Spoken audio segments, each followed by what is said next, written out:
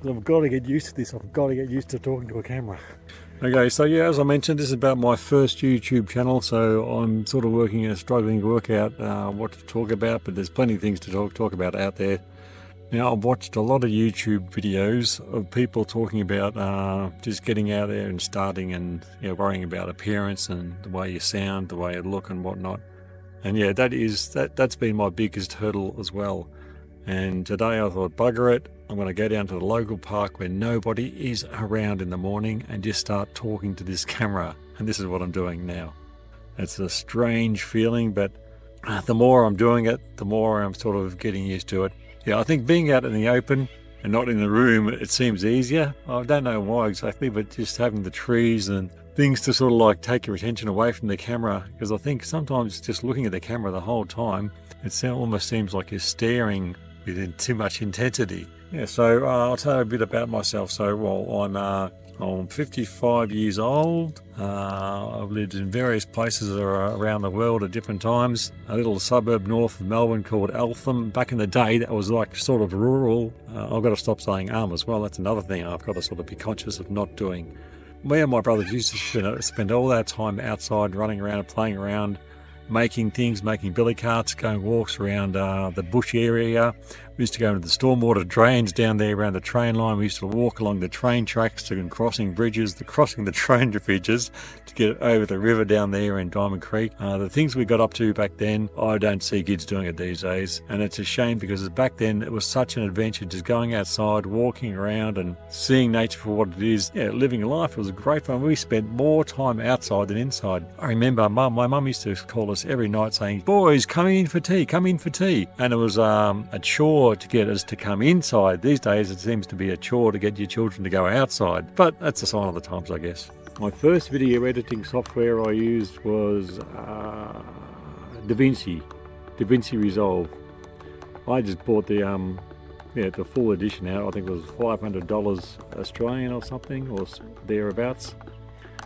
And that's a very good program, but it takes a lot of time to learn, and it's a big learning curve to learn all the ins and outs and all the little techniques and things you have to do to be able to make your videos look, After trying with DaVinci for maybe a year, I still struggled, so I've stumbled across another program called CapCut.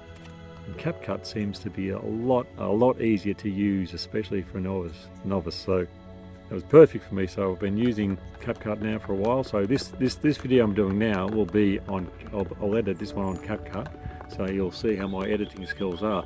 I hope to do as minimal edits as possible, because I don't want to spend all this time editing videos, and I'd rather be putting out content. So another thing I've noticed while doing this video, I've got my smartphone facing me, so I'm looking at what you'll be seeing in the camera. So I've got the selfie camera, I guess you'd say, looking at me. But I don't know if my eyes look like they're looking at the left of the camera or not, because I'm sort of looking. So this is looking at the camera, and I think it's a lot different from when I look like this. So I can see my eyes even move in the camera. So hopefully I don't look too silly in my previous video that I did. So that's why I think it's nice to come down here and look around and do it outside, because you can look around the place, and so not sort of staring at this little dot on the camera the whole time. So another thing that's kept me from doing a video is the way I sound, my pronunciation, and how I come across. I used to have a bit of a stutter, and I think I've gotten better as I've aged with stuttering less, but sometimes it comes out when you least expect it. And I guess other people have long pauses between videos as well.